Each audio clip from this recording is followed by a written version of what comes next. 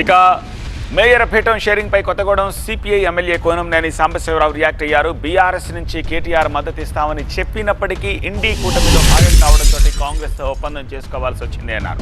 CM Revanth Reddy సమక్షంలో Congress CPI మధ్య ఒప్పందం జరిగిందని చెప్పారు.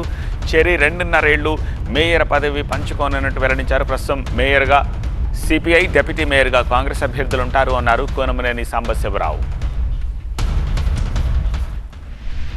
మేయర్ పోస్టుకి సంబంధించి మన బీఆర్ఎస్ వారు కూడా కేటీఆర్ గారు, హరీష్ రావు గారు వాళ్ళు ఫోన్ చేసి ఆఫర్ చేయటం జరిగింది.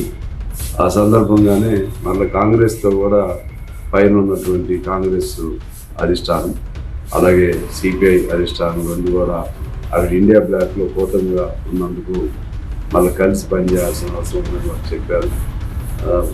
వారి ఆదేశాన్ని గౌరవిస్తూ రాత్రి సీఎం గారి సమక్షంలో, పిసిసి అధ్యక్షుల సమక్షంలో మా పార్టీ నాయకులు పల్నారాయణ రెడ్డి గారు తదితరులు వారితో చర్చలు జరిపి ఒప్పందం చేసుకోవడం జరిగింది. ఆ ఒప్పందం ప్రకారం 2.5 ఏళ్ళు సిపిఐ, 2.5 ఏళ్ళు కాంగ్రెస్ ఉండే విధంగా మేయరు మేమైతే డిప్యూటీ మేయర్ వారు మేయర్ అయితే మేము డిప్యూటీ మేయర్ ఆ విధంగా ఒప్పందం చేసుకోవడం జరిగింది.